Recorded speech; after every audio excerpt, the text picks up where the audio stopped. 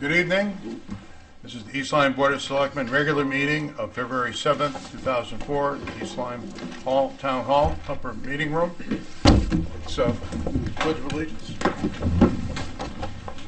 I pledge allegiance to the flag of the United States of America and to the republic for which it stands, one nation, under God, indivisible, with liberty and justice for all. Thank you.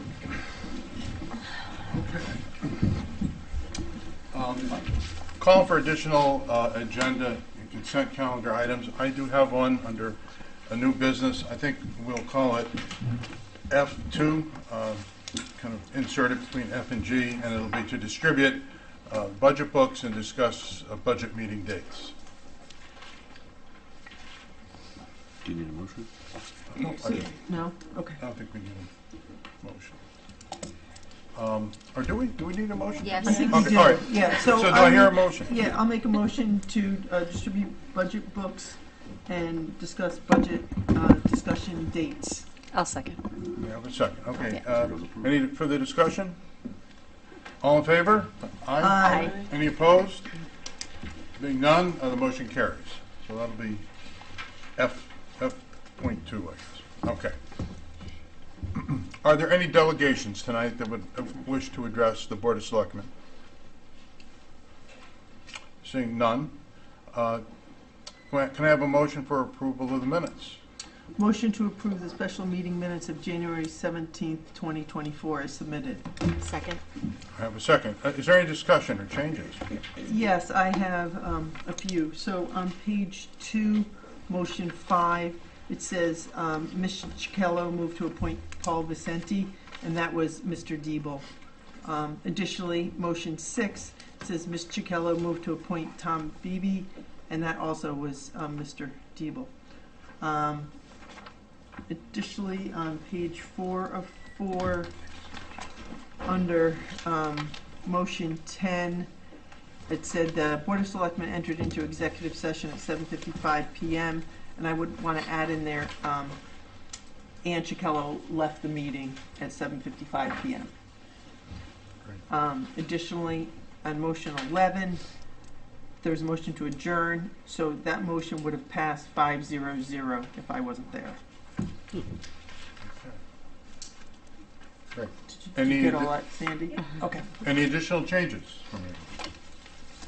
All right, then with those changes in mind and part of the record, do I have, those in favor, say aye. Aye. Those opposed? No opposed, so the motion carries, and we've approved the minutes as amended. On to the consent calendar. Move to approve the consent calendar for February 7th, 2024 in the amount of $14,183.02. Do I hear a second? I'll second. We have a second. Any discussion? Being none, those in favor indicate by saying aye. Aye. Those opposed? There are none, so the motion carries. The consent calendar is approved. All right, we are now moving on to new business. Section A, discussion and possible action authorize the first selectman to sign the Southeastern Connecticut Special Response Team Agreement, interlocal agreement for police personnel, equipment, and services. Do you want to do the motion now and then Yeah, discuss then we can it? discuss. Okay. So here a motion. Move the following. Resolve to authorize the first selectman in the name of and on behalf of the town of East Lyme to execute the interlocal agreement entitled, quote, Southeastern Connecticut Special Response Team Agreement, end quote, for police personnel, equipment, and services with the towns of Ledyard and Waterford, and to execute such other documents as may be needed or desirable to implement said agreement. Do I hear a second? I'll second. Candace, thank you. Discussion. So I can comment on this. This is an agreement amongst the municipalities that have signed this agreement to share resources if there was, the unfortunate situation where you needed a team of police officers in a, whatever it could be, a SWAT situation, that type of thing.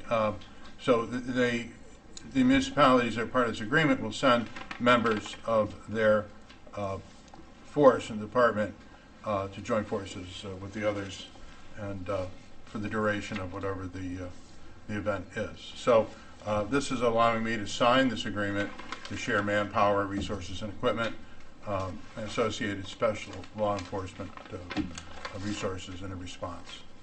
Is this similar to the fire departments, how they cover each other? In a sense, but this is more of this is like a specialized team that, each municipality doesn't really have the resources to assemble an adequate, let's say a SWAT team, if that's what they needed. But this would allow the partner municipalities to send members, in an extreme situation to join and act as a unit in an event. Thank You you. need that kind of response. So we would be lending personnel, but also receiving personnel in various circumstances? Yes, it's exactly right. If we were to have a situation here, we would have a contribution of resources and personnel from the other municipalities that are a party to So this rather, agreement. I'm sorry. No, go ahead. So it's a kind of a mutual distribution of personnel rather than like finances, right? Yeah, it's actual people and officers that are specially trained and that have the equipment necessary. They term it the Southeastern Connecticut Special Response Team. They call it the SCSRT. So it's a special response team for some sort of emergency situation where they need, a larger response than just the local police department. I think where you're seeing this now is, you have these takeovers, street takeovers, and that type of situation where the crew shows up with the dirt bikes and the ATVs, and a local police department just simply doesn't have the resources to deal with that type of a situation going on in their town, so they can call on these special resource teams to come in and help them manage the situation. So that's probably the more typical scenario. And just to follow up, Jason, on what you said, so I was kind of reading this pretty closely, and under Article 3, and I read it many times because I thought it was a little unclear, but basically each town is responsible then for like their own payroll, replacement costs of equipment, fuel and maintenance. So it kind of lists out what each town is basically responsible for their own costs, is what they're saying in that. During So you were asking if, about costs. So that's kind of where it's spelled out. So basically you're just giving, manpower and, use of, vehicles and the equipment and whatever else they need. But each town still basically Maintains their own responsibility. That's right. Exactly. Yeah, that's Yeah. right. Even though they're contributing Yeah. manpower to the situation, each of the municipalities is responsible for, fuel maintenance, workers' compensation claims, Yep. survivors' benefits, and God forbid, that triggers that. So, Yeah. Yep. Now, these aren't, a couple of these aren't towns that we usually deal with.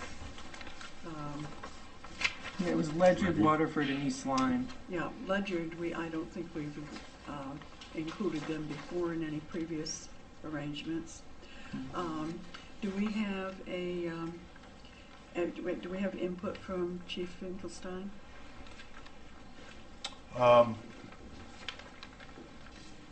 He's not here tonight, but I don't want to speak for him. I didn't ask him directly, and I don't want to make assumptions. We do have a member of the Police Commission. I don't know if, Deanna, would you like to weigh in on it? I apologize. Would you like to weigh in on this at all? You're on the Police Commission. As far, Would you mind just? No. Dan Price, I'm the chairman of the Police Commission. I'm sorry, Roseanne, what was your question again? I was wondering if this had been discussed with the Police Commission or if we had any input from the chief. The chief and I have discussed it, but Okay. I'm not sure what you're asking me specifically. What he?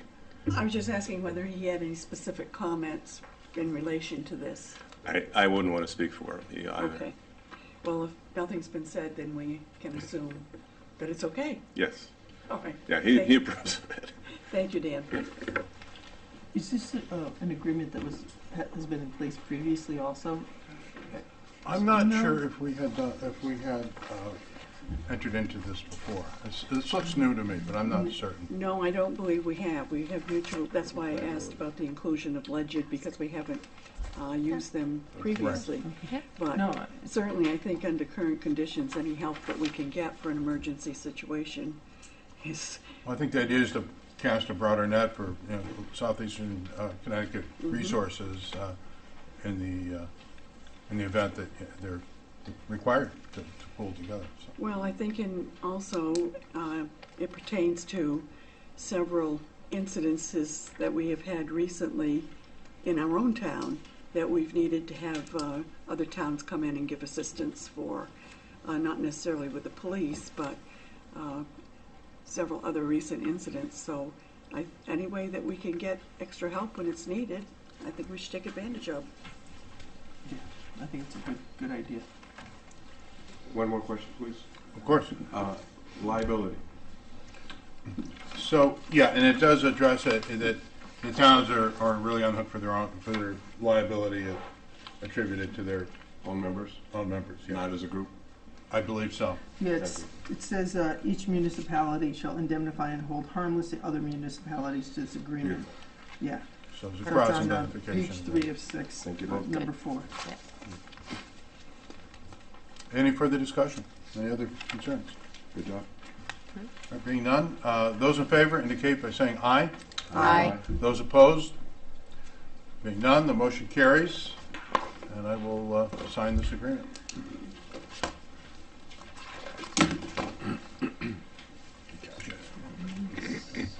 Okay.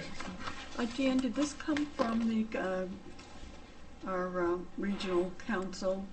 I think a couple of weeks ago you attended a meeting with, It didn't originate there. no, No, not that. okay. No, not that I'm aware of. Okay. All right, item B, discussion of possible action, transfer from contingency $40,000 Flanders Fire Department Engine 2 repairs and Tower 100 repairs requiring a town meeting. And Kevin Gervais is here tonight. Let's get the motion I'll do in the place motion, first, yeah. and then we'll discuss. Move the following. Resolve to transfer the sum of $40,000 from contingency to Flanders Fire Department to fund Engine 2 and Tower 100 repairs and forward to the Board of Finance for their approval. And you also said the town meeting is required. Yes. Do I hear a second? We have a second? Jason? Okay. Discussion, and our Finance Director, Kevin Gervais, is going to give us some insight as to the 40,000. All right. Thank you. Okay. Sandy, do you want to change, click wireless presentation on there?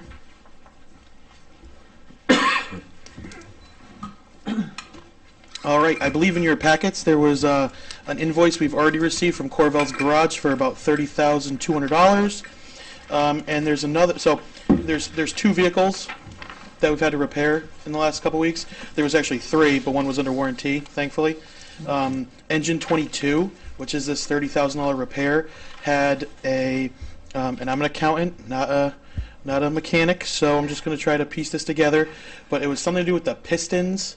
You can see all this pretty substantial invoice here. We had to reman the cylinder heads, so it was a complete engine rehaul.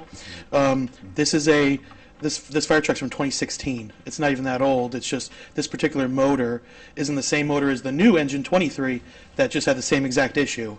So it's just this particular motor is just just not a very good reliable motor. And so that's about $30,200. The second repair is on our ladder truck in Flanders. The right rear outrigger, the cylinder is leaking and it needs extensive rebuild. That is only about $6,500. The two of them together, about $36,000.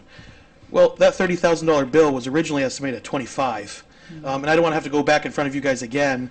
So I said, okay, if we can do a 10% contingency on that, and anything else, we can return back to the town contingency.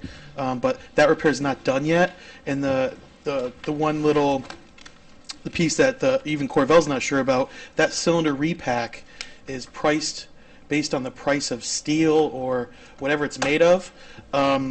So he quoted us $4,500. He believes that's going to be much higher. So So between the two of those, I think 40,000 should cover it. I'm hoping I don't have to come before you guys again for a couple $100s. So that's where we are with the 2 fire trucks there. So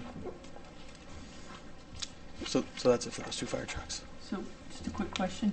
If you know, how much do they cost new?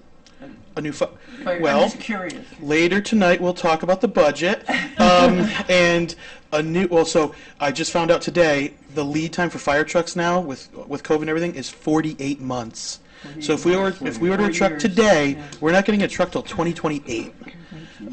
We ordered engine 3 before I got here 18 months ago, and that truck's still sitting in the factory somewhere. I don't even think it's being built yet. So I don't know quite where that is but it's been 18 months since I've been here, and that truck was ordered a year before that.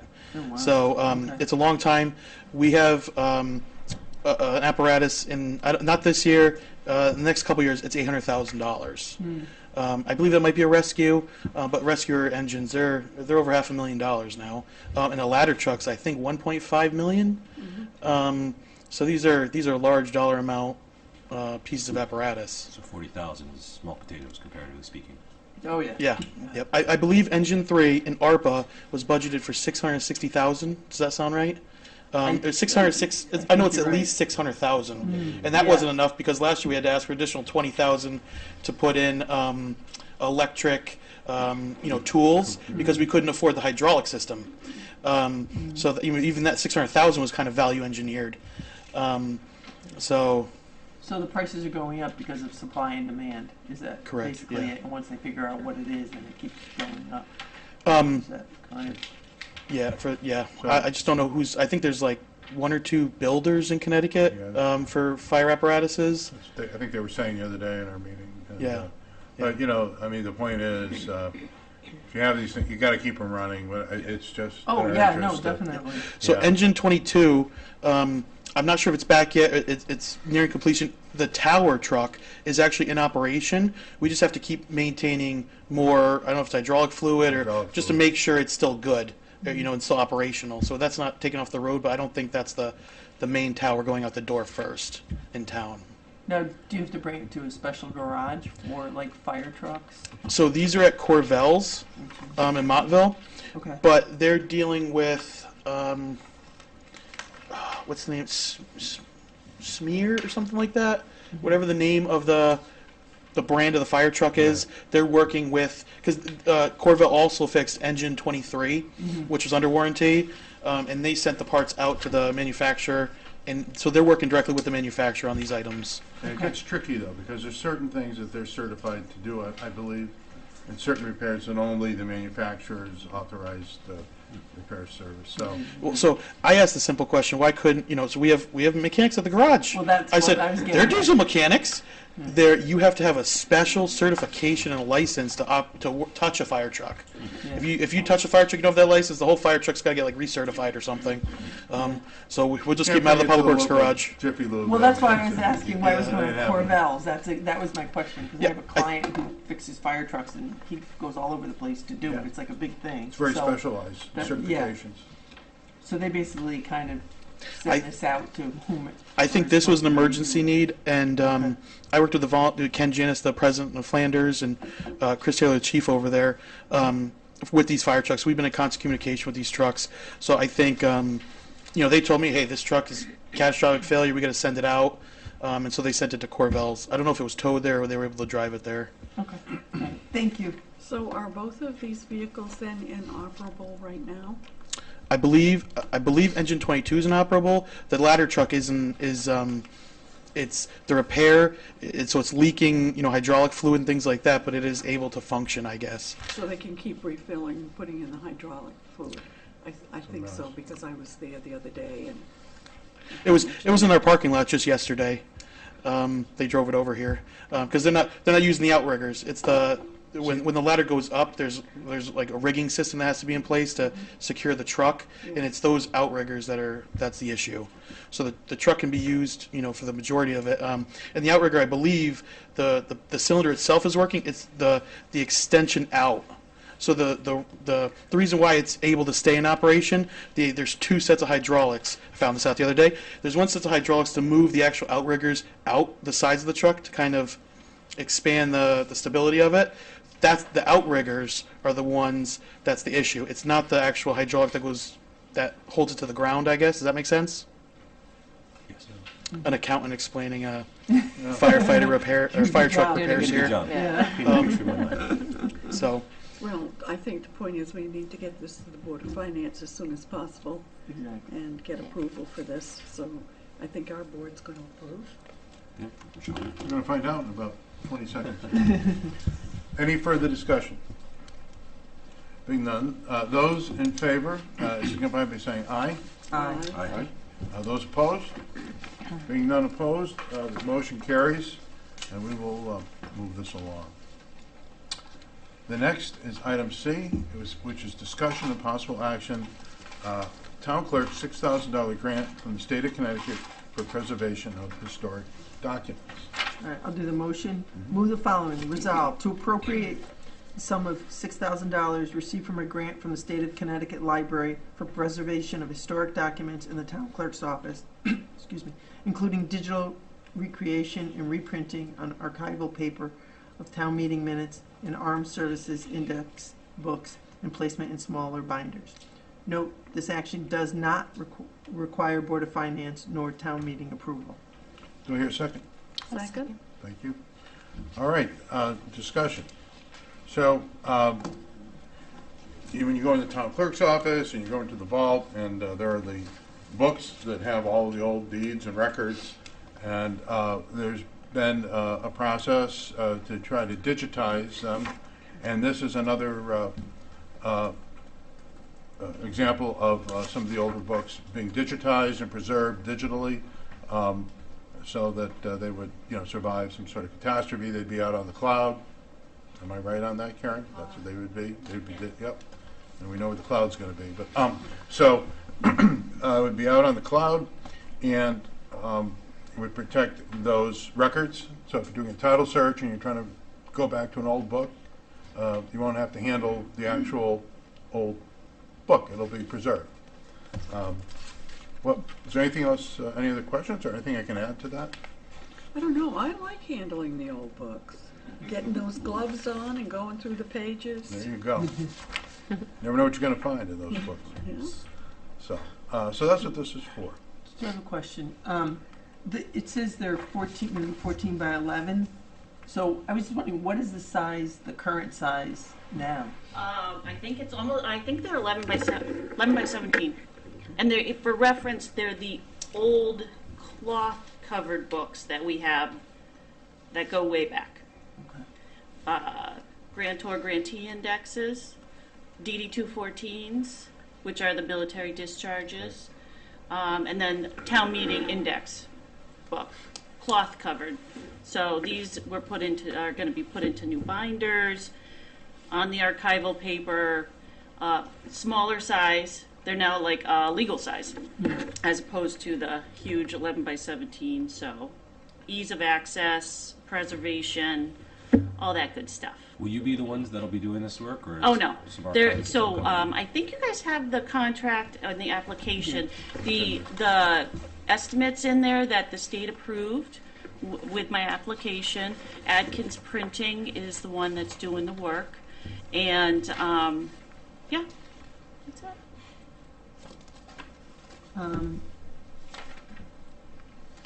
So there might be a few people traipsing through your office, but it won't suck away personnel from. Well, they actually take it out. There's a whole chain of custody for it, but they take the books out, do it there, and then return them.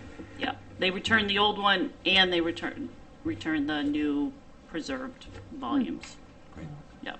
And the chain of custody is essential because when you're doing a title search, you're relying on Yep. those documents being the ones Right. that were actually put in the book in Yep. that sequence Yep. at that time. So that's an issue, and they achieve those standards Yes. particularly.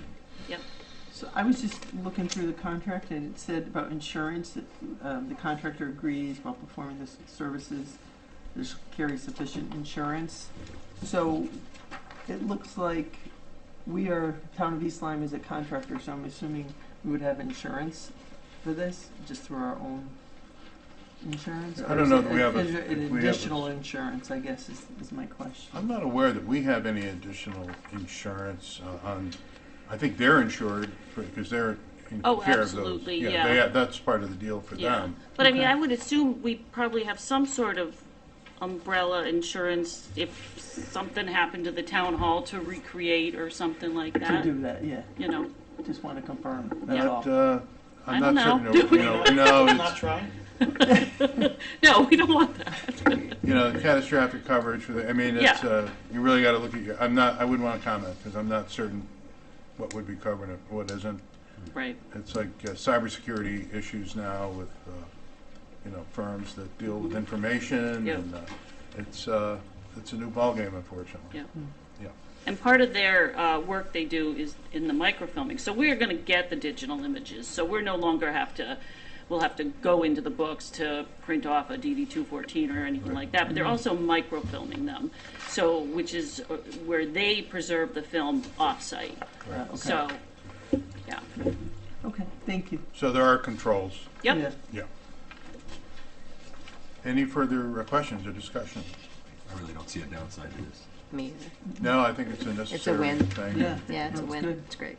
I agree. It's so important to preserve this stuff, because once it's gone, it never comes back. That's it. And if you have a flood or, anything can happen, and maybe that we have a vault, who knows, Yeah. So, all right. Then with that, if there isn't any further discussion, I'll ask those in favor signify by saying aye. Aye. Those opposed? Hearing none, the motion carries. Thank you. Thank you. Thank Thank you. Next, we have another grant. It's a discussion and possible action, Commission on Aging, TVCCA, a $2,000 grant reimbursement for home heating assistance program cost to purchase a printer and office supplies. Do I hear a motion? I think we're doing preservation of historic documents grant next? We just did that. That was Oh, we the just did that, oh, 6,000. sorry, Yeah. I didn't, okay, So got this it, would be sorry. D. All No. right. Move the following, resolve to appropriate the sum of $2,000 received from a grant from the Thames Valley Council for Community Action, Inc., to purchase a new portable printer for social worker home visits and to purchase office supplies, including paper and folders for the East Lyme Senior Center. Note, this action does not require Board of Finance nor town meeting approvals. Do I hear a second? I'll second. We have a second. So, one of the things that the East Lyme Senior Center does is they assist individuals that are in financial distress and need heating oil during the season. There's an application that can be, they can apply for it, and they assist individuals with those applications. This is a grant to help them with the cost of the paper, the printers, the supplies necessary to help process those applications. To be clear, this is not the only money we would being given to people to heat their home. This is more like This is to help the Administrative. office. That's right. So this is to help the office that provides the service of helping people getting, heating oil assistance. So this would offset some of their, printing and cost of supplies and those sorts of things that they must maintain in order to process the applications for the individuals that request that The service. director is here this evening, if we'd like to call her up for any questions. Yes. We do have the director here. If you want to make a pitch or, Yes, hi. Thank you. I'm Kristen. As to date, we've seen 247 folks. So we use a lot of paper. Each copy is probably 5 to 6 sheets of paper, and ink, lots of ink. And our printer, we definitely need a new printer. Our printer's about to die. So TVCCA, Thames Valley Council for Community Action, gave us a reimbursement check of $2,000 to cover the cost of the folders and the paper and the ink, and we do need a new printer. So. well, it's good work that you do. It is. Yeah, and it's certainly And that was needed. nice that they did that. Very nice. Yes, Yes. indeed. Yeah, we were very surprised when we received it. It's also nice that you go to homes and do that process inside of homes versus being reliant to have to go down to an office. Yeah, some folks do come to us, but Yep. folks that can't, we Can't. do go to their homes. Well, we're Thank you. fortunate that you're able to do that. today. Thank you. Thank you. You never take it for granted. You know, you go home and it's nice and warm when you get there. Any further discussion? Being none, those in favor, signify by saying aye. Aye. Those opposed? Motion carries.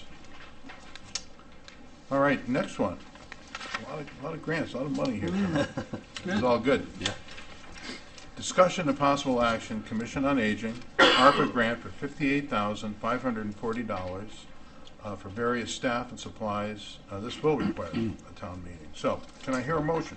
Move the following. Resolve to approve the receipt and appropriation of an American Rescue Plan Act, ARPA, grant funds from the State of Connecticut Department of Aging and Disability Services Coronavirus Fiscal Local Recovery Fund, CSLFRF, as evidenced by the beneficiary agreement in the amount of $58,540 to benefit the East Lyme Senior Center for programming, including a partially funded social worker through 12/31/24, purchase and installation / setup of a user registration station, purchase and installation of a clothes washer and dryer and supplies, purchase and installation of a new freezer, dishwasher, and associated supplies is set forth in the project budget identified as Exhibit A on the grant application.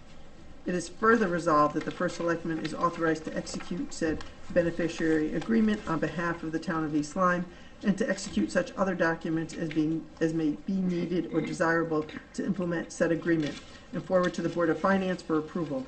Note, this action requires a town meeting. Okay, do I hear a second? I'll second. I have a second. So, discussion. It seems pretty clear what this is for, and I don't know if there's any questions that anyone might have.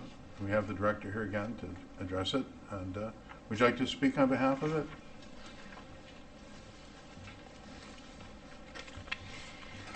So we currently have I'm associate. sorry.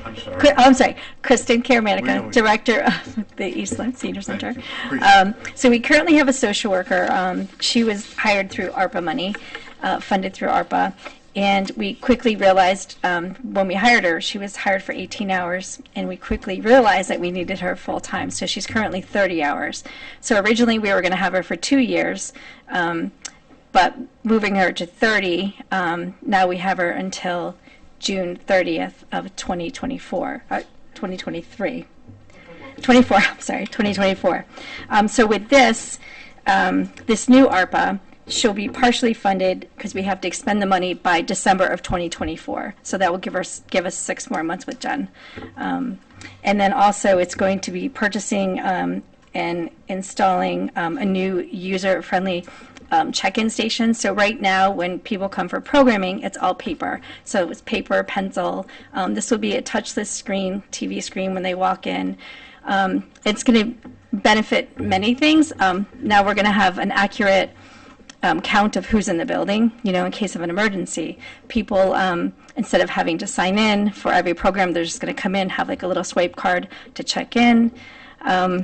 And, with COVID, it's touchless, so there won't be any touching anything. And then also a installation of a clothes washer and dryer. We have a lot of programs that require laundry, so we've been doing laundry ourselves. And also purchasing a new freezer. We lost a freezer recently, and we do congregate meals, and we do Meals on Wheels, so we really need a new freezer. And our dishwasher is about 10 years old, and we've repaired it multiple times, so we need a new dishwasher. So this will go to fund all of those Yes. items that you need and personnel as well. Sure. You said you're getting a new freezer? We need a new freezer. Is that commercial then? It's Or- commercial. Commercial, okay. Yes. Washer dryer too? Is it Yes. Commercial, okay. The washing machine and dryer I don't think was going to be. I don't have all the breakdowns and prices here. That was just a few $100s. Yeah. But we were going to do like Freezer commercial. a top and bottom, So, but we, right now we use a lot of plastic tablecloths, so it'd be nice to be able to find, buy some like fabric ones, and now we can wash them. So to save, help save the environment a little bit there. In cost, ultimately, cost will save. But we have massages, so we use sheets and towels, and so we actually bring them home and do them ourselves. So, but podiatry, like when they come, we do all that laundry too. So it's really, there's a lot we really do need for programming. Well, it's all important work, so that'll help people. It is. It Did you is. price out the cost of commercial washer and dryer? I priced out many different washing machines, dryers. The dishwasher is, of course, commercial. What would be the price differential to get the commercial? Because I know that you do a lot of laundry there. I don't know at the top of my head. Okay. Dan, may I? May I ask a question? Of course you may. Great. First, I'm so excited that you have this grant. It's fantastic. Oh, The second thing is, who's writing the grant? me. Bravo. Thank you. It's a lot of work. Thank And you. I don't think that people It is. realize I'm working it. on another right It's now. outstanding. Thank you. It really is. So, yeah. Thank you. Yes. Yeah, it's thank much you. appreciated. Yes. And I have to say, by having the social worker, because of the social worker, I am able, it frees me up some time to be able to write the grants. So it does. No, there's That's a wonderful. payback, there's a synergy involved in having the right people. Yeah. And I have like pages of the benefits of having the social worker. Oh, sure. There's just too many. But Okay. Any Good further job. discussion? thank you. Anyone? All right, if not, those in favor indicate by saying aye. Aye. Those opposed? Being none, motion carries. Okay. And then we do have to have a town, we're going to schedule a town meeting. Okay. The next, another grant. Discussion and possible action, Commission on Aging, ARPA $5,000 grant from Livable Communities to install coffee tea station and with tables and seating at the senior center. So, Move the following. Resolve to appropriate the sum of $5,000 received from a grant from the American Association of Retired Persons, AARP, Connecticut Livable Community Grant Program to purchase and install the equipment necessary for a permanent coffee and tea station with tables and seating at the East Lyme Senior Center. Note, this action does not require Board of Finance nor town meeting approval. Notice is hereby given of a public hearing to be held by the East Lyme Board of Selectmen at 7 p.m. No, wait a minute. Oh, that's something else. Okay. December. Okay. Yep. Got it. I didn't see it. so there is no There's no, public hearing or Board of Finance, correct? yep, Okay. town meeting, yep. All right, do I hear a second? A second. Okay, thank you, Candace. Any discussion? Just more good stuff for the community center, right? Okay, that's great. I think that'll be a nice feature for folks to come in. You're hoping I show up. Yeah, I know. Hi, I'm Kristen Karamanica, the director of the Senior Center. So this is for this AARP money is for a coffee tea station.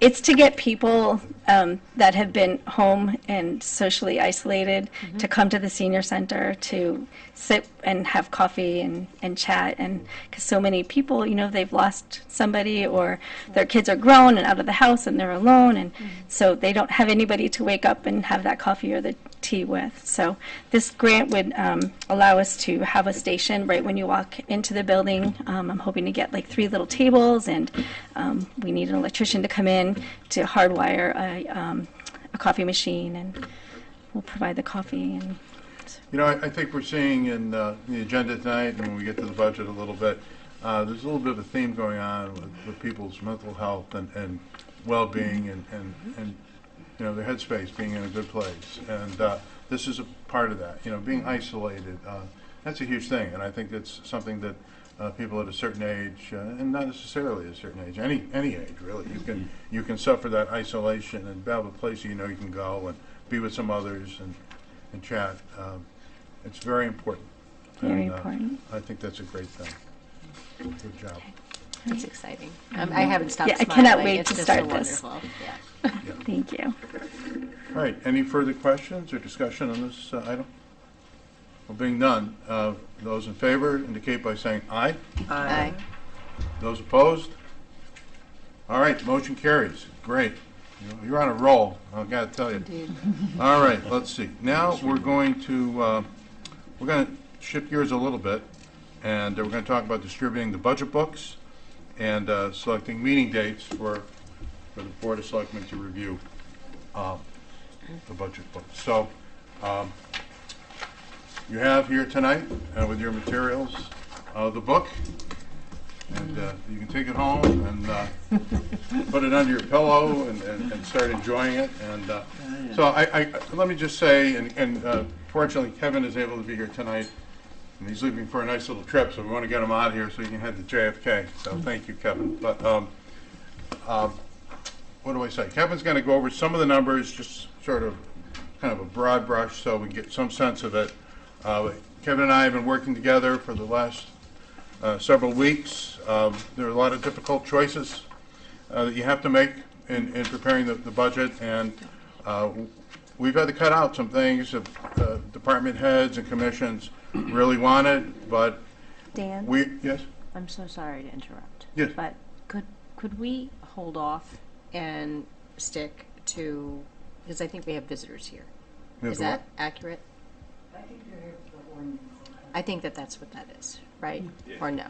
What's that? Is it all right to pass over, or because you are here to speak to it, or no?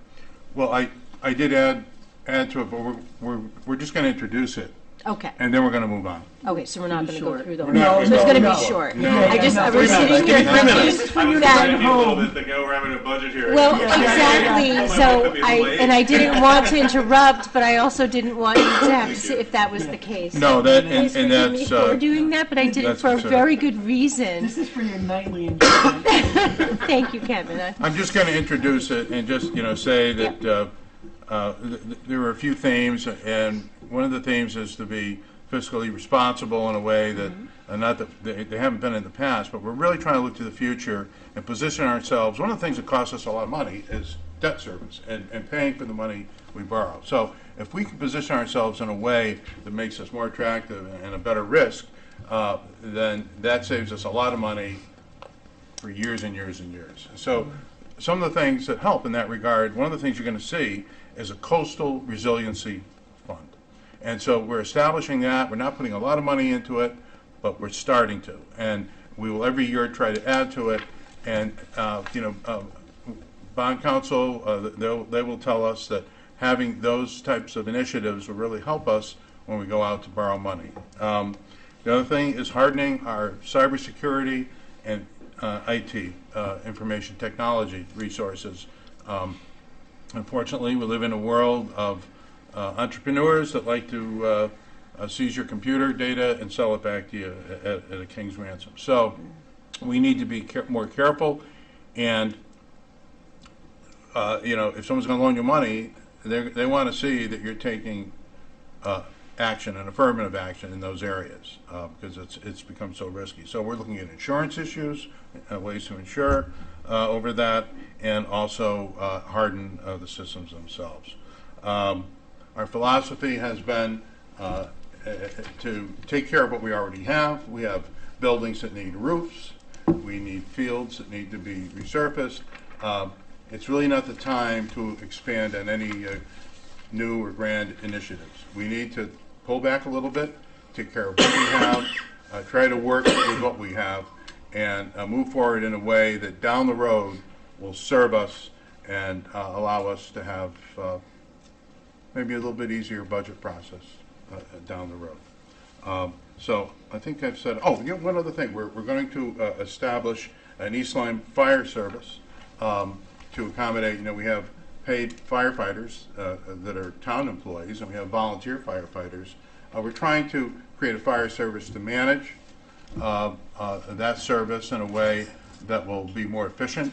Hopefully will boost ultimately the morale of both the volunteers and the paid firefighters and create chains of command that are understandable, and it's taken me months to try to understand the system. And we're going to finally deal with it. I think there were attempts in the past to deal with it, but I'm going to take it on We're going to do it, and Kevin is helping me in ways that I can't tell you how helpful he's been to me. So I've said enough. Kevin's going to give us a brief introduction to the numbers, and Kevin, take it away. All right. So this is a rather challenging budget year. We have a number of initiatives in here. We've newly established youth and family. Sorry, the tic-tac. Youth and family services, youth and family human services. We've added a whole department to the budget. Like Mr. Cunningham said, the East Lyme Fire Service. We're asking for a more robust fire service, a more complete fire service. Our paid career professional firemen. We're looking to implement a paid career professional fire chief to oversee the paid staff. Right now we have 10 firemen, career firemen. They report to volunteer fire chiefs that have normal jobs. So our firemen are there during the day, and then if the 911 gets called, we hope the volunteers show up, and they work together. So that's just that one little piece there. Yes. So operationally, just going through the numbers, we're going to have many more budget meetings. So operationally, on the town side, we're facing just under an 8% budget increase. That's driven by union contract increases that are contractual for some of the police union, dispatch, UPSU. Board of Education 6.08%. The two ones really driving this increase, the debt service. The town, we keep taking out more and more debt. Currently, we have $6 million of bond anticipation notes. So we have a loan out there in the world, a short-term note for $6 million. Next year, we have to bond that money. So before we add a dollar to our capital projects list this year, we have to bond that $6 million. In a week or so, or we might be closing on the East Lyme land, the land acquisition. That's $2 million. So come August, we have to bond $8 million before we add a dollar to the capital projects list. Capital projects, you'll see in another slide, are $19 million of requests this year.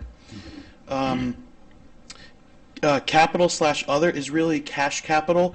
The town should really be utilizing cash for capital projects, smaller capital projects under, ideally it'd be $1 million, something like that. But really, anything under $100,000, we're trying to pay with cash. In the past, it's been roughly $500,000. But going forward, we should be ramping that up. I'd love to see that at over $1 million this year, but there's so many initiatives and challenges in the budget. We really have to be methodical there and add about $250,000 a year. So what does this mean to the taxpayer? Current year taxes, the first line right there of the taxes, it's looking like 8.8% increase. What's that mean to an average household in East Lyme? So the mill rate, shout out to the assessor's office for finalizing their grand list, Mrs. Vitagliano. We have our grand list of $2.8 billion. Taxes are calculated based on mills, a mill rate. A mill is a 1,000th of the grand list. That's how it's calculated. Not to give you guys an accounting lesson, but so really you have to take a little bit of estimated delinquency, the collection rate. So really the value of one mill to us is about $2.7 million. So if we add $2.7 million to the budget, that's a mill. So for every 2.7, so we're adding, in this budget, we're adding 2.03 mills, about $6 million right there. So what does this mean for the average household? If your house is valued at $300,000, it's $54 a month. If your house is valued at $500,000, it's $89 a month. And if you have a nice big old house at $1.5 million, $268 a month. So just touching capital projects, like we talked about, the 10-year plan. I'm still working with some departments to really finalize that, but that's over $50 million. Over the next 10 years. So this current year capital request is $19 million.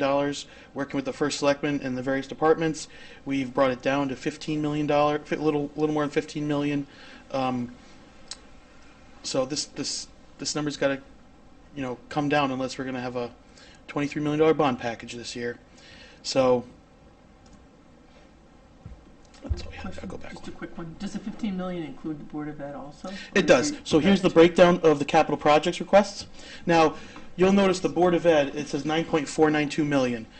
if you've received any documentation from the Board of Ed, their capital project request is 8.9 million. There's a $500,000 difference. The difference is, in this budget, we're trying to get rid of leasing, right? The idea with leasing, it was great a couple years ago when we were paying 1%, 1.5%, 2% on a lease, and you're paying, 10, 20,000 a year on borrowing that $1 million. Now that is 5%. So now it's hundreds of thousands to borrow the same amount of money. It's not worth it. Why are we borrowing money? And that it's just a very negative feedback loop I want to get out of. And so I talked to Mariana Stevens at the Board of Ed, and I moved the 500,000 from that lease program into the capital projects list here. So essentially, in this budget, there's no line, there's no column for the lease program this year. So that Last saves year- us money down the road. Absolutely. Last year we budgeted, we did a lease program for 1.4 million. Payments are, I believe, 300,000, 265 a year, and of that, it's pretty substantial. I don't want to pull it up now. I don't want to take your time, but we could talk about it later. But it is it's substantial. We're paying a substantial amount of interest now, and I think now is the time we should bite the bullet and start transitioning to cash capital, right? And the idea with cash capital, same with bonding. Bonding was very cheap for a long period of time. Now, as the Fed is increasing these interest rates and now holding them, our bonds are at this high interest rate. Just like the federal government and their debt service is $1 trillion, ours is going to go up too every time we keep taking out more and more. So. We kind of have to dig ourselves out of this. We're making some problem painful right now. choices, but we're doing it, and we will benefit from it down the road. But Correct. I'm willing to take it on the chin to do it during this year, my administration. Someone has to do it, and I'm going to do it. And we're working together to make it happen. So some things, right now we have a finance intern that started today, and his project is going to be researching a capital improvement committee. If anyone wants to do any research, the best one I found so far doing my initial research was Madison. The town of Madison has a pretty robust capital improvement committee. So I think now that we're talking about $50 million of capital projects, there's big needs. The town has a lot of needs we're facing, and I think we have to budget more than a year in advance. And I know we have the 5-year capital project, but I think we really need a dedicated set of eyes on that, because we spend all this time in the operating budget, and then everyone goes, oh yeah, the capital project at the end. We're all exhausted. Everyone's trying to get home. It's like an afterthought. And we never give it any time. Oh yeah, okay. Oh yeah, that. So and it's a substantial part of the budget. So I think it needs to get its fair share of the time. So we got a new sheriff in town here, and we're going to try to work together to make some good changes that might hurt a little bit now, but I think in the long run, with a different philosophy and approach, we're going to be better off for it. So. And I will say, we managed to, this number doesn't show at the 15.7 million on the first selectment adjustments, but these numbers are constantly being refined and fine-tuned. Just today, I was working with Joe Bergaw, and he had a much more refined number for the roof at the community center. We initially budgeted 2.3 million. He thinks we can shave off a couple $100,000 off that. So I mean, right there, we said a couple $100,000. So we're still working through getting more refined numbers for some of these larger ticket We're items. still honing it down, but this is our initial. bid So to look at. you have your budget workbook. Cindy, did you put that capital projects in their budget workbook? So there's a, besides your normal budget workbook, there's this giant work paper here. That's the capital projects list. So this will all be on the website hopefully tonight. I emailed IT to upload this to the finance page. So if anyone's listening at home, maybe tonight or tomorrow, this will be on the website. Thank you. Kevin, Thank you so much, Kevin. much for all your hard work. Now get to JFK, get Yeah. out of Dodge. All right. And enjoy your. If anyone needs me, I'll be in Ocho Rios. Ocho Rios on my mini moon. Nice. Good for you. Enjoy. Be safe. All right. Thank you, guys. Thank you, Kevin. Okay, got that out of the way. So now we'll move on, and we're going to talk about discussion and possible action, the peddling ordinance revision. And can I have a motion? No, Move the following. Notice is hereby given of a public hearing to be held by the East Lyme Board of Selectmen at 7 p.m. on Wednesday, February 21st, 2024, at the East Lyme Town Hall, 108 Pennsylvania Avenue, Niantic, Connecticut, to consider revisions to the ordinance entitled, quote, peddling. The proposed revision transfers the application and licensing responsibilities from the first selectman to the chief of police. Copies of the full text of the proposed ordinance are on file for public inspection at the office of the East Lyme Town Clerk, 108 Pennsylvania Avenue, Niantic, Connecticut, and at www.eltownhall.com, to which reference may be had. Interested persons are invited to attend and be heard. Dated at East Lyme, Connecticut, on the 7th day of February, 2024. Do I hear a second? I'll second. All right, thank you. Any discussion? You know, when you go to the parade, or East Lyme Day, you'll see individuals with carts where they're selling balloons and toys and things, and they need a peddling permit, peddling license. And right now, they come to the first selectman's office, and this will just change it that they would go to the police department and get the permit from the police department. And that's probably a better place for them to get the permit than my office. Any discussion? Any further discussion? Pretty straightforward. I wonder if we want to hear from Mr. Price, who's here from the police commission.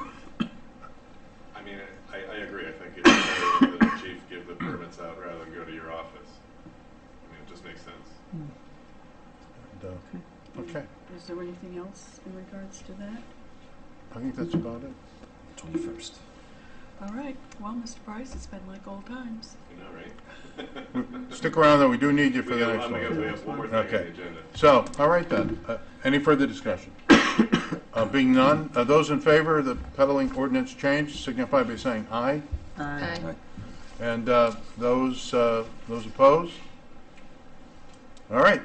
Motion passes. And so now, next, let's see. A discussion and possible action, the Police Commission ordinance revision to eliminate term limits and schedule a public hearing. Okay. Do I hear a motion? Move the following. Notice is hereby given of a public hearing to be held by the East Lyme Board of Selectmen at 7 p.m.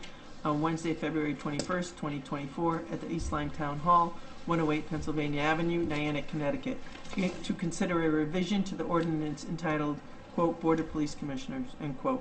The proposed revision eliminates section 32.16, parentheses, capital B, and parentheses, which provides that no member may serve more than 2 consecutive terms, and that a member who has served 2 consecutive terms may not be reappointed to the board until 4 years have elapsed from the conclusion of his or her most recent term.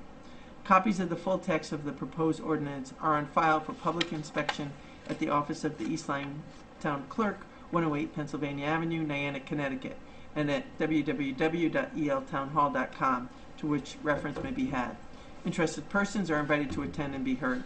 Dated at East Lyme, Connecticut, on the 7th day of February, 2024. Do I hear a second? I'll second. Great, we have a second. So, we have some discussion. Maybe I'll start by saying the last time we spoke about this, I was thinking of more intricate changes to the ordinance, and then after discussing it with council, they said, the solution is simply to eliminate the restriction on term limits, and that solves your whole problem, and the way it was drafted, it will work the way we need it to work. So that was the simple fix. As I said last time, the original concern when this ordinance was enacted, it was at the time we were forming the initial formation of our police department, and we needed a police commission. And I think that there were concerns if, let's say, you get someone on the board that really isn't a good fit, and we may want them not to be on the board forever. And but as it turns out, everybody really worked together very well. We had a great commission, and I think those concerns were overstated. So now we don't want to be in a situation where we lose all the history on the board, where you have several members and they all have to leave and can't be reappointed, and now you have all brand new members, or several brand new members. Kind of destroys the synergy and the history that goes with the board. So the thought was, let's give the first selectman, the board of selectmen, a little more flexibility, and trust their judgment in the people that they continue to appoint to the board, and allow those that are on the board that have been doing a good job and still have the interest to be reappointed. Dan, would you like to address the board? And if you would identify yourself, please. Dan Price, Chairman of the Police Commission. Do you need my address again? That's 205 Upper Pat. Okay. Yeah, the main problem we have right now is we have people that want to stay on. The term limits initially also, I think, people weren't sure how much access to information the police commissioners would have, and they didn't want people to, have. We have no access to police information as far as that goes. That's actually illegal. So it's more just a matter of oversight and budget and whatnot. And the way the ordinance is set up, the dates were a little fuzzy. We literally have 4 of the 7 members would have to get off immediately, or back in January. And it just, like Dan said, there's no point in erasing the history. I mean, we have a commission that works well together. Y'all just appointed somebody new who I've been in contact with and who seems great. It's more just a matter of eliminating that term limit so that if somebody wants to stay on, they can. And if they choose to resign, they can also. That's pretty much it. Yeah. And it's pretty simple. I think that's it. Thank you. If I may, there was one typo in the I caught it. Yeah. 32-1. Okay. I did, yeah. I was freaking out tonight. You had it right. Oh, okay. It's- Yeah, yours was correct. It was just Okay. in the notice. Yeah, it was in there, but we got it right, so. Thank you, No Dan, other for questions? coming out to speak to it. Can we ask questions? Sure. Oh, yeah. Sure. How are you? Good. How are you? Good, buddy. So it's not a Supreme Court. Would you recommend that maybe, okay, your term's up, so we need you, stay another year? We kind of did that with harbor management, and we were all of a sudden, with me being elected here, and 3 other people's terms ended up, we were going to wipe out a lot of the harbor management. So we did put a number on it. Okay, I'll stay another year. Would you be amenable to something like that versus something that's just an open door? I would do a year, maybe 2 at most, and then I'm ready to. I mean, I've been actually involved for almost 12 years now, Yes, sir. between the start of the department and the whole public safety building. So my wife would like to see me home a little more. Well, I agree, and sometimes some of the other members might want to see. Well, exactly. And I'm not pointing you out, you know that, but I'm just saying to you, as far as, I think sometimes a change is Mhm. So, I would agree. I'd rather than just having an open check to say, look, okay, we need you for 1 more year, would you be willing to work 1 more year? Or your term is up, you can also find a polite way to dismiss somebody. I don't know. I'm just throwing it out there with a clock on it. I mean, there are one of the commission members would like to go 1 more year and then come off. I'm not going to name any names right now, but, so, I mean, I would do 2 before I would be ready to kind of move on. But You're fairly fresh on, you and Steve are, But we did talk about, would it be better for the Board of Selectmen to have the choice of 2 or 4-year appointments that just gave flexibility to we the talked other about, board? and Yeah. I didn't mean to cut you. Yeah. I'm sorry. I did discuss that with the attorney who was helping me draft, and they said, look, you really have that flexibility built into it, because you can appoint somebody for 4 years. And they can resign after 2. After a year. They can, and then we can Exactly. appoint someone new. So it gives you really do have that flexibility. Yeah, you can do that. Yeah, so it really, and it just simplifies it. And then and what's been happening, like the first term I had was only 6 months, because I was finishing a term, Right. so that happens too. it frees it, yeah. I think the way it's drafted achieves what we need to be able to reappoint, Mhm. and I think serves the purposes of those on the board.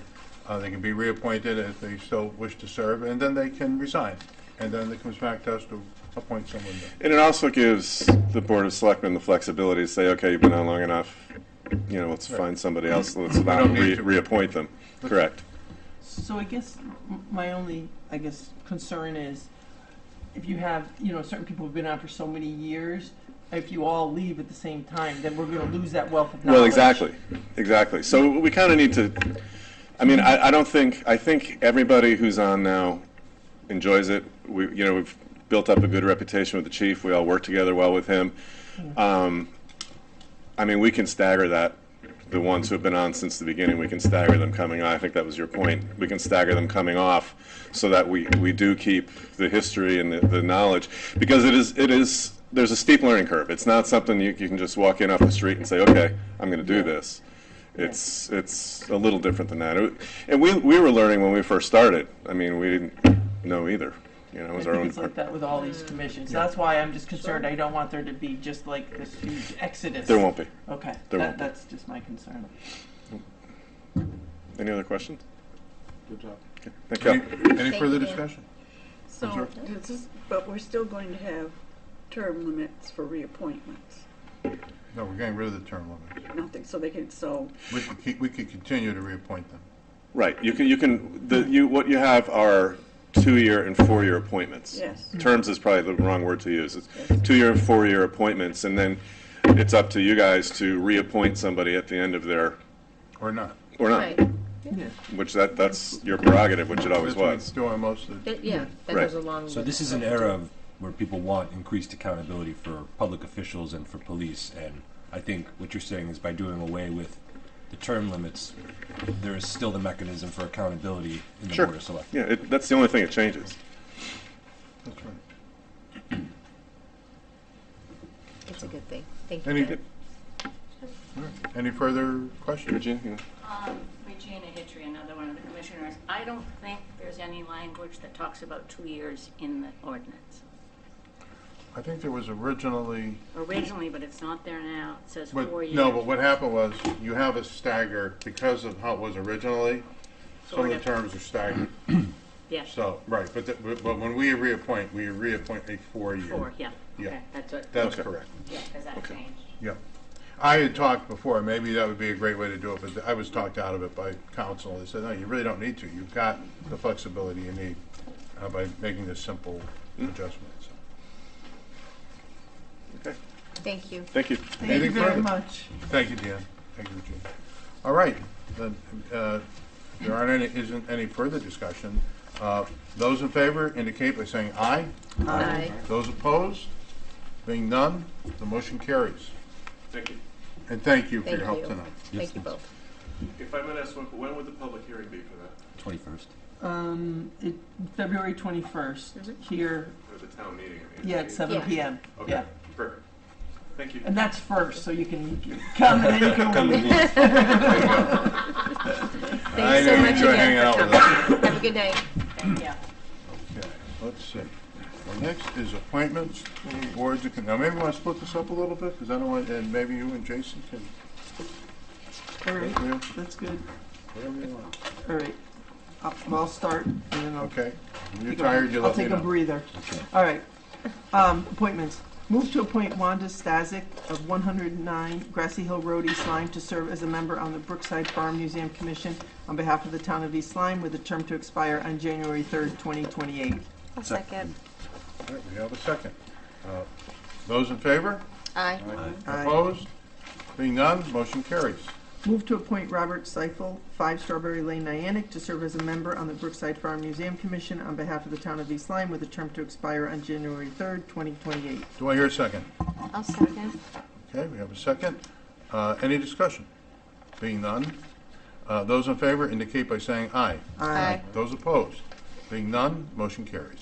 Move to appoint Cheryl Sue Meyer, 44 Green Cliff Road, Niantic, to serve as a member on the Brookside Farm Museum Commission on behalf of the town of East Lyme, with a term to expire on January 3rd, 2028. Do I hear a second? Second? Roseanne, thank you.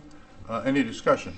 Being none, those in favor indicate by saying aye. Aye. Those opposed? Being none, motion carries. Move to appoint Gregory Murrin of 83 Quarry Dock Road, Niantic, to serve as a member on the East Lyme Harbor Management Shellfish Commission on behalf of the town of East Lyme, with a term to expire on January 3rd, 2028. Do I hear a second? I'll second. I have a second. Any discussion? Being none, those in favor indicate by saying aye. Aye. Aye. Those opposed? Being none, motion carries. Move to appoint Hull Manwaring of 85 Quarry Dock Road, Niantic, to serve as a member on the East Lyme Harbor Management Shellfish Commission on behalf of the town of East Lyme, with a term to expire on January 5th, 2026. Do I hear a second? Second. All right. We have a second. Any discussion? Is there a reason why this one only goes to 2026, this appointment? Or does the others go to 2028? It may. Oh, so, okay. Good question. Okay. All right. Any further discussion? Being none, those in favor indicate by saying aye. Aye. Those opposed? Being none, motion carries. Move to appoint Peter Harris of 5 South Ridge Road, Niantic, to serve as a member on the Niantic River Watershed Board on behalf of the town of East Lyme, with a term to expire on January 3rd, 2028. Do I hear a motion, a second? Second? Roseanne, thank you. Any discussion? Being none, those in favor indicate by saying aye. Aye. Those opposed? Being none, motion carries. Motion to appoint Don Landers of 3 Beach Avenue, Niantic, to serve as a member on the Niantic River Watershed Board on behalf of the town of East Lyme, with a term to expire on January 3rd, 2028. Do I hear a second? Second? All right, we have a second. Any discussion? Being none, those in favor indicate by saying aye. Aye. Those opposed? All right, want to let Jason take a few? Sure. Give you a break? Yeah. Move to appoint Thomas Como, 12 Bob White Lane, East Lyme, to serve as a member of the Town Building Committee on behalf of the town of East Lyme, with a term to expire on January 3rd, 2028. Do I hear a second? Second. All right, any discussion? Being none, those in favor indicate by saying aye. Aye. Those opposed? Being none, motion carries. Move to appoint Raymond O'Connor, 23 Roxbury Court, Niantic, to serve as a member on the Town Building Committee on behalf of the town of East Lyme, with a term to expire on January 3rd, 2028. Do I hear a second? Second. We have a second. Any discussion?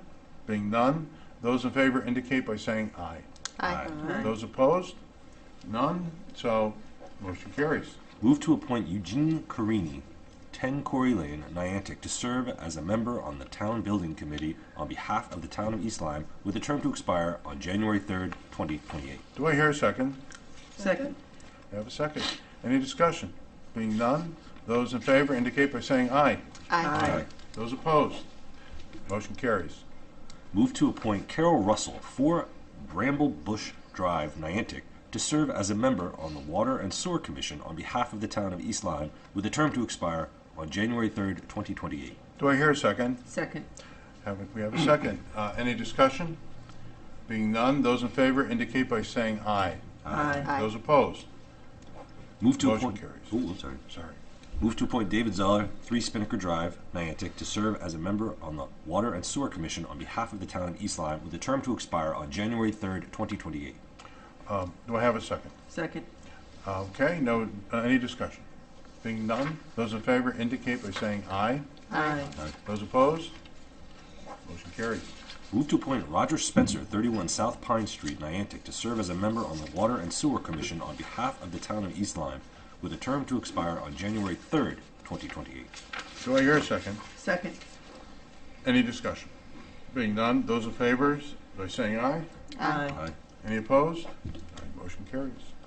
Move to appoint David Bond, of 50 Smith Street, Niantic, to serve as a member on the Water and Sewer Commission on behalf of the town of East Lyme, with a term to expire on January 3rd, 2028. Do I hear a second? Second. All right, any discussion? Being none, those in favor indicate by saying aye. Aye. Aye. Those opposed? Being none, motion carries. This is another one. It's not 2028. Yeah, this is 2030. That's okay? It's a 6-year? Okay. Yep. I move to appoint Kimberly Wright, 61 Witter Road, Salem, to serve as a non-voting member on the Youth, Family, and Human Services Commission on behalf of the town of Salem, with a term to expire on January 7th, 2030. Do I hear a second? I'll second. All right. Any discussion? Being none, those in favor indicate by saying aye. Aye. Those opposed? Being none, motion carries. Move to appoint Lisa McGowan, 33 Spinnaker Drive, Niantic, to serve as a member on the Youth, Family, and Human Services Commission on behalf of the town of East Lyme, with a term to expire on January 3rd, 2028. Do I hear a second? I'll second. All right, we have a second. Any discussion? Being none, those in favor indicate by saying aye. Aye. Move to appoint Kristen Karamanica? Karamancia,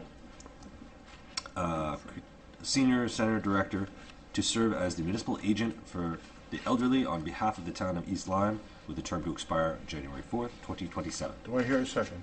Second. All right, any discussion? Being none, those in favor indicate by saying aye. Aye. Aye. All right, those opposed, being none, motion carries. You still hanging? You want to hang in there? Pass back. I'll pass. All right. You'll pass it back. Move Okay. to appoint Paul Sorry, mutilated that Spakowski, last name. 37 Mill Road, East Lyme, to serve as a member on the Waterford East Lyme Shellfish Commission on behalf of the town of East Lyme, with a term to expire on January 5th, 2026. Do I hear a second? Second? I do, I hear a second. Any discussion? Being none, those in favor, say aye. Aye. Aye. Opposed? Motion carries. Move to appoint Tom Bolin of 37 South Street, Niantic, to serve as a member on the Waterford East Lyme Shellfish Commission on behalf of the town of East Lyme, with a term to expire on January 3rd, 2028. Do I have a second? Second? I have a second. Any discussion? Being none. Those in favor indicate by saying aye. Aye. Those opposed?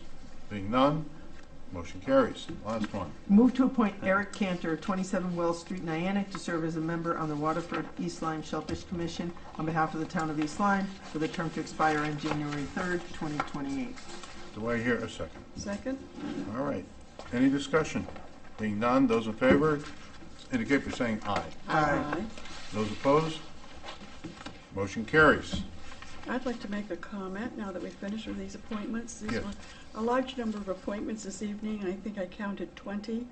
And of the 20, 13 of those people have been long-serving members of the community on these boards and commissions. Some of them 10, 15 years.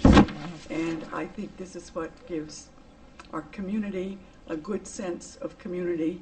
As we heard through the discussion of the police commission tonight, we want to keep people who are familiar with the community as well as bringing in some newcomers. But I think this is a great tribute to our community and the number of people that really are willing to serve and spend endless hours on these committees. Well said, Roseanne, well Yep. said, and I can't agree more. Good point. Yep. And appropriate, given what we just decided at the Yes. Yep. police commission. All right, so now we'll turn to old business, and we're still discussing the Cheney fishing dock leases. Anything new on that, or? Yeah. Oh, good. Yes. Let me hand out some pictures, if you can pass them down. Absolutely. If you would take the small picture and put it to the bottom right when you look at it, so we can share it in the same.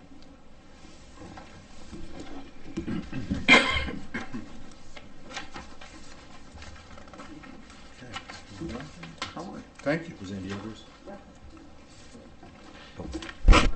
You got enough? Yes, sir. Okay, we are blessed with 4 fishing docks. Thank you.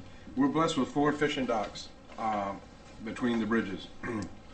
They are perfectly designed for commercial only, residential. I'll give you the whole packet there. I didn't hand out all the correspondence between Roseanne, Jason, and myself because it has people's emails on there, so I'll just give you the picture for now, and we can discuss. But the there's 4 docks there. Black Hawk is the biggest renter at around $11,000 a year. Then there's the next gentleman, and then the next gentleman has 2 slips. From a meeting dated, and you're going to learn a little bit how I operate here now. Well, I'd rather ask for forgiveness and permission.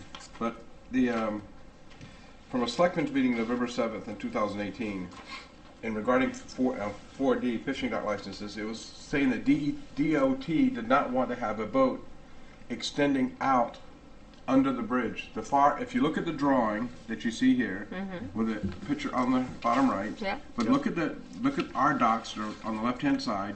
You'll see one little square at the top left. That's one dock. Okay. Everybody got it? That's the only one in question. Yeah. Right at the top, Oh, that one right there? that Yeah. little, that's what he's saying, yeah. And Tommy had his big boat in there, and it did extend under the bridge. Oh, I Okay, got it. So now, if you look at the picture on the right, the inset one, we put the smaller boat there. okay, And it's not even close to the bridge. right, okay. Where's he going? Now he's looking here, so he's putting the comparison Gotcha. here. No one has said a it's word about no that, Dan, or longer a underneath. board, and no one said anything about it or complained about it, and the guy had no issues with it before. Matter of fact, there's people that are allowed to fish under the bridge. There's actual roads areas going in it, so it's. I think we just leave it alone. But however, that way we get 4 leases there. It's a perfect commercial dock because we have parking, we have restrooms, we have boat handlers that are experts in the horrible current that comes through there, 6 to 8 knots. You never want to make it a recreational area. Right. And it'd be so unsafe to have rookie boaters in that area trying to handle that current. Good point. We have 3 people that are proven commodities that want to lease and want extended leases there. They asked for 5. I'll have a recommendation in a second, but they want leases, and it's hard to comp what other leases are charging commercial leases. Because there's some guys who do offshore stuff in 100-foot fishing boats in Stonington and things like that. So I'm taking the rates that they have now. I'm increasing it. I would suggest we increase the term to 5 years, 3 years. Okay, I'm suggesting that we increase the rate 5% per year. That's what they normally have been dealing with. Okay. So it would be 5% on top of 5% on top of 5, not just 5 from the bottom. This would be 5 every year. 5 every year, increase Okay. on their existing lease. I put a couple of prorators out there so you can see. Okay. Yeah. The lease is very good, it's well written. I suggest we turn it over to legal and add the, well, there's 2 caveats that these guys want. They work well together, but they don't really communicate a whole lot. But they want, please do not lose any parking. Okay. Okay? Don't take parking spaces away from us because that's our biggest issue right now. Do they have a certain amount that are allotted to each slot? Good question. I don't know that, to be Yes, sure. they do. But They do? It's capacity to the boat too, whatever it is. The 2 boats are smaller, and one's big, can take maybe 100 people on the boat. Okay. But many times, I mean, I was during a pre-committee meeting tonight with Roseanne and Jason. Is that the only issue I see is that if the walkers want to come down and walk, that if he goes out 2 shifts in fishing that day, the Black Hawk, he goes in the morning. People get there 4 o'clock in the morning to get their spot on the boat. It's very important to have a spot. Yeah. And then while they're out, and the second shift comes in to go out fishing at noon, so there might be an overlap of parking there until the first guys get off and clean their catch and go home, whatever. So that could be a possible issue. I'll speak more to Greg. They're all really, really good to talk to. Like I said, they're proven commodities. They pay their bills on time. They did not have a lease last year. The 2 smaller ones did not have a lease. Their lease has been ineffective for a year. So I would like to say that we should make a 3-year lease. By the way, Mr. DeBrule, the Blackhawk, has 1 more year on this existing lease. How long is the term of the lease now? The 2 smaller ones are done. Okay. So they can go anywhere, but they can't find any place. Okay, but how long were the leases previously then, I guess, is my question. 3. So they were 3 years Yeah. before, and we're just going to continue? And I think they'd like to see 5, and Greg maybe had a 5. I'm not sure, I'll find out, but maybe Greg had a 5. But I'd like to just do 3. 3, yeah. Just It, I think it, so, it, yeah. it stops the overcommitment Yeah, from I us. think that's better, yeah. And the only thing that the 2 guys to the left, the smaller ones have, they don't have water there.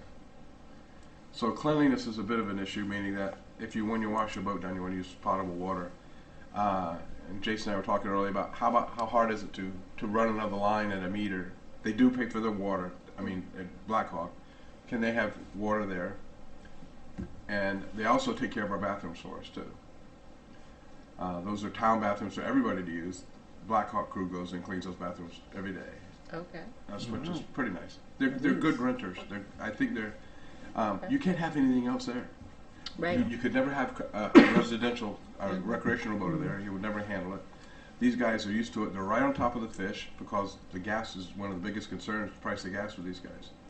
Which leads me to the only change in the lease I would implement would be there'll be no, and one captain complained about other captains, you cannot be schlepping gas down to the boat and putting it on with, I've written something from our dockage agreement at Boats Incorporated that says that you can't be bringing gas down the dock and dumping gas in your main boat. Oh, okay, yeah. If you spill, if you have a fire, it's if you huge. spill, you shut down every boat because Right. they secure them all. So you just put it in there. There's no fuel. You have to be fueled by a licensed fuel vendor, okay? Or if you take fuel on the boat, they got to be in approved cans and jugs, and they got to go out to sea and do it. You can't do it no fueling at the dock unless it's done by a licensed dispenser. Like I think Blackhawk has a truck come down and deliver fuel to him via the truck.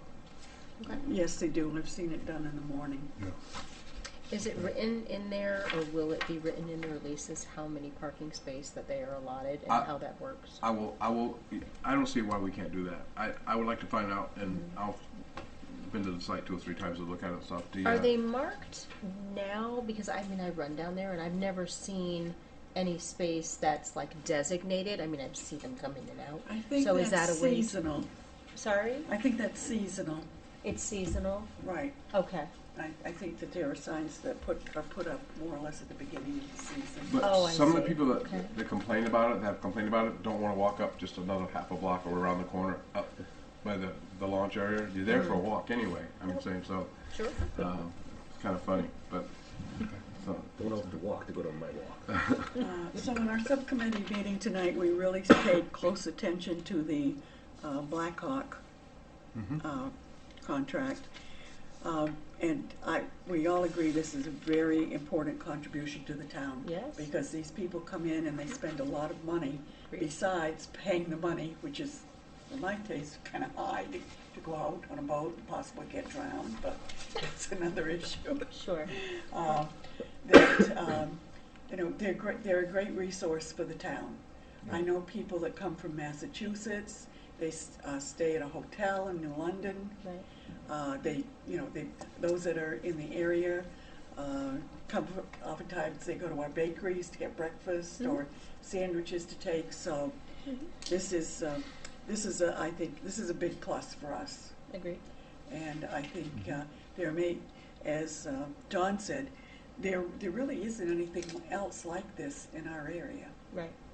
And so in terms of thinking about possibly charging more, we agreed that particularly recovering from the pandemic when a lot of people were not coming down for this, that we felt that this was fair. I'm glad to get with the attorneys to show them the rates. I've done it for. That'd be great. Okay, you told me who and where. And Yeah, so I'll set up a meeting. and we'll Because get it there's ironed 2 out. of them are out on lease right now. But I think we make a motion to. I have not given them numbers yet, so that we submit to them a 3-year lease for their approval. Yeah. Yeah. Okay. I think this is fantastic. I think so too. Great work. I appreciate your Great help. work. I mean, you Yeah. really have done You've done a some great good job. work here on this.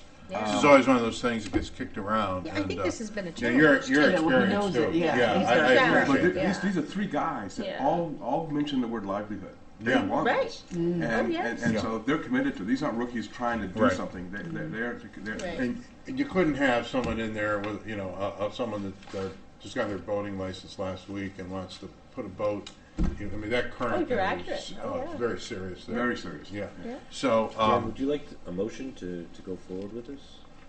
Or to yeah, how turn it should we do this? Turn it over to town attorneys? I'd like to not vote on this tonight until we give permission to have the attorneys go over the document and the. Why don't Yeah, I would- Don and I will get together. Why don't we just say, we'll table it. Don and I will get together. Thanks. We'll meet with the attorneys. We'll get them the information, your findings. Yeah, this is good You can stuff. speak for your committee. Yep. And we'll get this done. And then we'll have it on the next agenda. Yeah. So we'll get some language, we'll get it done. And so those guys can feel secure that we're not messing with their livelihood and we have a Absolutely. good tenant and solves a lot of problems. So they don't have to go hunting. I don't want to lose them either. Just Absolutely. tell them Yeah. that we're going to Thank act in good faith, that Yeah, we yeah. trust that they And will. this is what we're looking at for a year, Yeah, and this we're is just a going to work on win. the legal. Yep. Yeah, This is a win. Thank you, Brent. Yep. great. Good job. Yep. Thank you. Yep. You guys did a great job. Yes, you. I agree. absolutely. I just want to go on record and say I didn't do much. Well, you did enough. You were there in spirit, so, okay. It's all Great. about getting trained. I asked questions. There you go. what That's you the need to important do. part. All right, it's been a long meeting, but do we have ex officio reports tonight? I had a couple. Good. Let's hear So January 29th, we had the public hearing for the short-term rental. And it was a good turnout. I would say there's about 30 people that came. And, we heard yays and nays and just questions. And I thought that it was very well attended.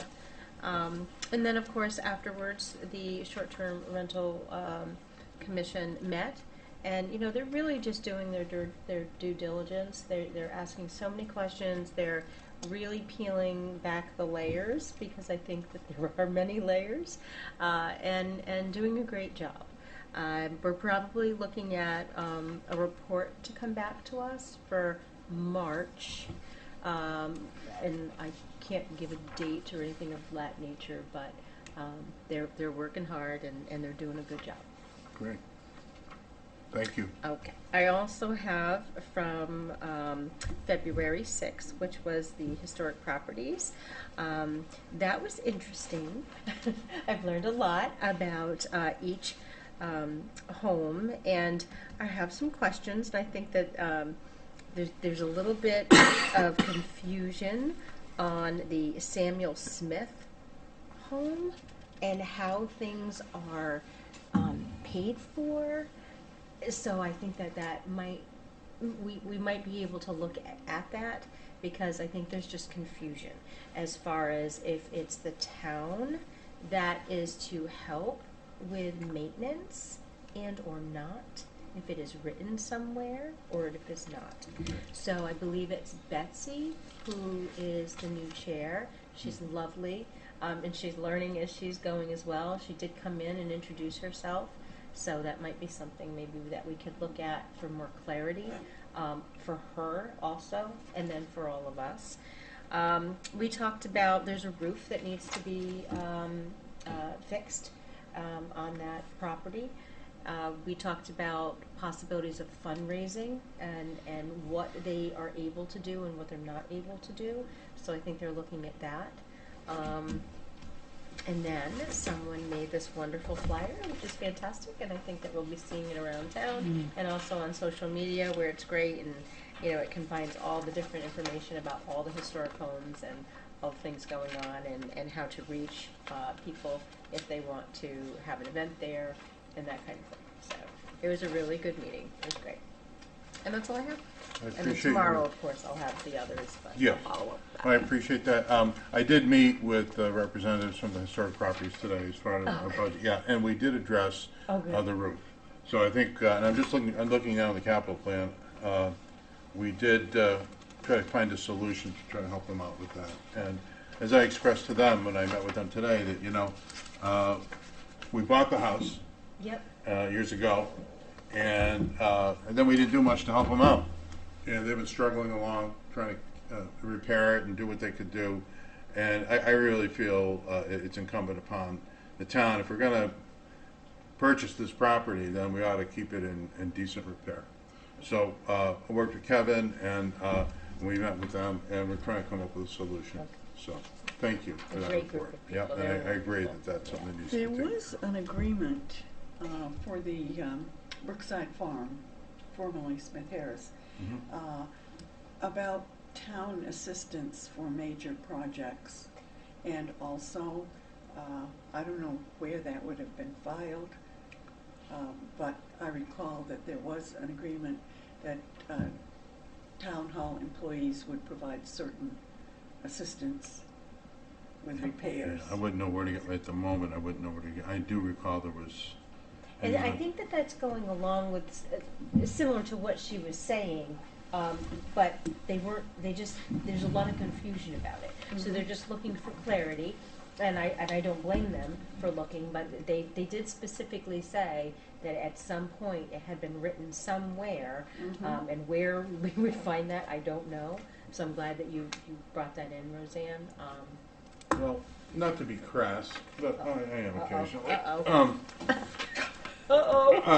I think, it was said, yeah, we'll buy the house, but you fundraise to take care of it, was what the, I think the agreement was. And that really, given what it needed, that's not realistic. And and there's some resistance to deviating from that. I'm not afraid to deviate from it. I'm going to deviate from it, and we're going to give them some funds to do what needs to be done. We have an asset. It's ridiculous to let it fall into disrepair. So we're going to do what we need to do, help them out, encourage them to do more fundraising, and we're going to go from there. Yeah, we talked about a lot of different ideas. Fundraising with different events throughout the town for so many years now. There's so many different things that you can do, really, and you could vary from basket raffles at the potluck that they had, and they had a wonderful turnout. They said they had about 30 or 40 people there.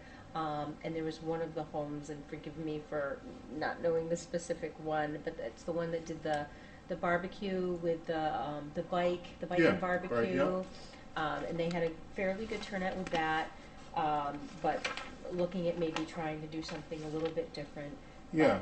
If we could try to help offset, I just wasn't sure, but I felt like it was, it's important enough to bring up at the meeting and maybe get some That's right. discussion on it and look at, their needs and see what we can do. I mean, these are very important properties in our town. Absolutely. And if we're gonna have it, let's just do it right. And let's not pull the rug out from people that are trying to do their best to do something for our town and something that's culturally significant and important. So let's give them a little seed money. Let's help them out. It's not gonna break our budget. We can help them a little bit. Let's get it done. I would also like to take this opportunity to say that the Brookside Farm Museum is having a fundraiser at 4 o'clock on February 29th at 5 churches right here. It's Yes. $20. Yes. So we, You have to buy the tickets online, though, so you have to actually go online. I asked last night, I said, can you pay at the door? And she said no.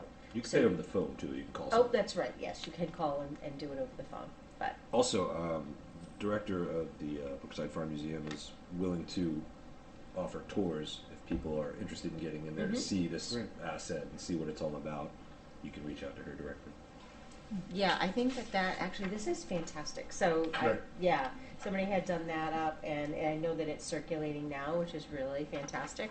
And another thing that was brought up, and then I'll end, was that if you go onto the website, apparently, like if you click a link, it's not taking you to a page. Or, did they? We say- talked about that the other, yeah, and I Okay. met with the curator. Okay. Yeah, she's excellent and a real resource for them. And, I think with her help, they're gonna get some things straightened out. And I think we're gonna work together, and really try to help her and she'll help the town. So I see some good things happening. Good. We just have to kind of coax it along a little bit and give her the opportunity to make things happen. And I'm quite confident she will. Yeah, I'm very they're impressed with such a great group of people. Yeah, no, Wonderful. We have good people on board. Yes, yes. Well, Thank Dan, you. Dan, what do you say? You think it's time to bring back the pig roast? You'll see me there. If it's food, I'll be there. Sorry. I love the big roast. We'll get, yeah, all right. So, all right, any other ex officio? Okay, I attended February 6th, the Inland Wetland Agency meeting, and Attorney Zamarka basically gave an overview of land use law to them. Maybe 20 minutes he spoke. I thought it was really good, and it kind of gave a lot of the new members an overview. So that was the main thing. There was also some cease and desist orders that were discussed. I also attended the Board of Ed meeting on February 5th. Basically, they were talking about the budget. They're seeing somewhere at this stage an increase in the budget of between 5.5% to 6%. They're very concerned about the maintenance of the high school. I know that they did renovate the 3 elementary schools, but they're saying the high school, especially the locker rooms and things like that, really need some work. So that was the kind of the upshot. Basically, it was mostly just talking about the budget, and that's what I have. Any other ex officio? I would just like to put out there that Stars to STEM has started their winter series, so you can go see at the high school, the planetarium, on Saturdays at 11 o'clock, 12 o'clock, 1 o'clock, and 2 o'clock. They're doing different planetarium shows, and there will be a ribbon cutting to celebrate this new phase at 11 o'clock on March 16th, the same day as the Oniantic race, so you can go race in the morning and then run up to the high school. Come on down for the ribbon cutting. It's March 16th at the high school. 11 o'clock. All right. How many people does a planetarium hold, an The audience? maximum occupancy Infinite. room. I'm sorry. Ever expanding. You couldn't help Yeah, I yourself, know, Dan. really. You couldn't. And there's multi-universes in there. It's wonderful. It depends on how the room is set up. If you have Yes. seats for everyone, it's one number, but if people sit around the periphery, it's a different number. I think the max is 68 if there's no chairs in there. if they all just sit on the floor, but I don't know. That's off the top of my head, and that number. It's cool though. That thing, I mean, it's really, Yeah, yeah, just- It's epically cool. I would just like Yeah. to go on the record and say everyone in East Lyme should go there. This is Yeah. such an asset. It will blow your mind. Yeah. And this is right in our neighborhood. yeah, Cool. It's so cool. it's a great thing. All Thank right, you. I'm done. Now, okay. Any other? Okay, I'll be brief. Zoning Commission, last week had a great turnout, a lot of controversy. But their hearing is going to be continued on the Bride application for 20 additional units. Oh, And that has been kept open, so more to come, another chapter. Also, the Commission of Natural Resources, under Connecticut Facilities, Sustainable Connecticut, we were able to get a grant through the Nature Conservancy for a 5-session training on how to advocate for conservation issues, how to advocate for preservation, what kinds of things you need to have in place in order to be eligible for certain grants. So our first meeting was either yesterday or the day before. These days all blend together after a while. So it was a Zoom meeting, and they laid out what types of things, categories we'd have to have. We have to have set up and have operational within the town. And so that was our first workshop. And then that was about an hour and a half. And then additional workshops will take place. And they guaranteed me that none of them would last longer than 3 hours. So that's it for me tonight. Thank you, Roseanne. Anyone else? I'm out of cycle, meaning that my two that come up next week, so Wellsco was the only one I had. I had one discrepancy, I cleared up with Ann, how to handle, and that's it. All Good. set. Thank you, Don. So that brings us, let's see, to the first selectmen's report. So, just a few little things. I'm gonna keep it brief because I know it's late and everybody's tired here. You'll Did a have lot to forgive tonight. me. I have to scoot to go get Alexandra. You She's go. at high school week. Forgive me. Yeah, I gotta miss too much. here. Thank I'll you, give you the everyone. Reader's Digest version next time. Thank you night. so All right, much. and Have a thank good you. night, Yeah, everybody. thank you for your attendance. Busy meeting tonight, we did a lot, so thank you.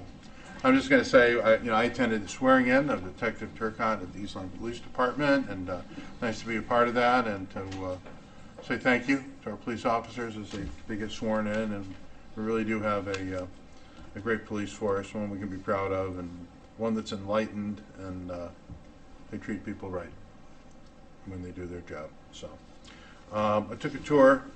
I had the benefit of the tour of some of the facilities at Camp Net with Captain Jamie Curticello, a very gracious individual, and he took us for a tour, and Sandra Anderson joined me, and we got a tour of the facility there, and I'm very impressed with the buildings and the capabilities they have there.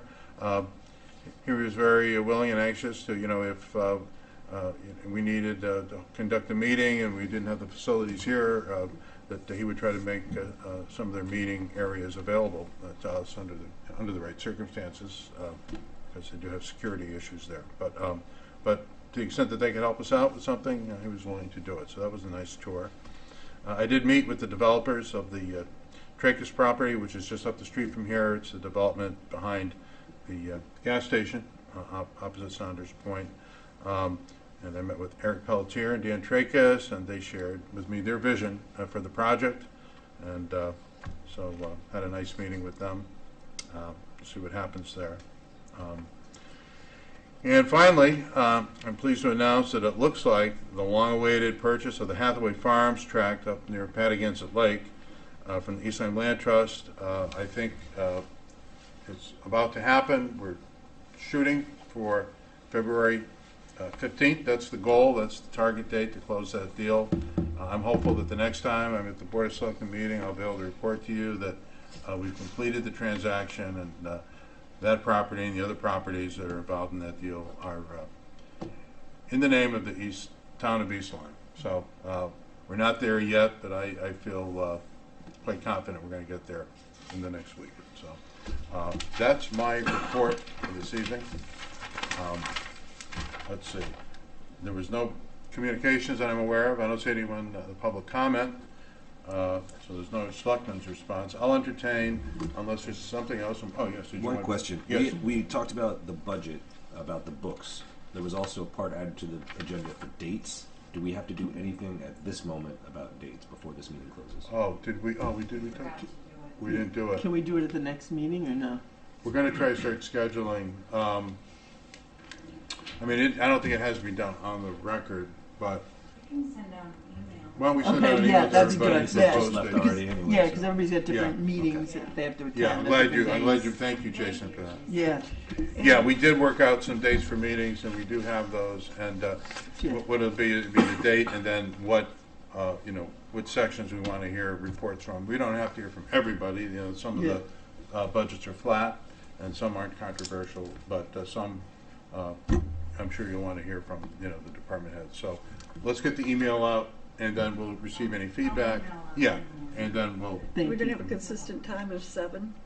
What's that? We're going to have a consistent time of 7 o'clock for these, or we're going to do, I think we had some were at 7. Some I think there was one that we're going to do before our meeting.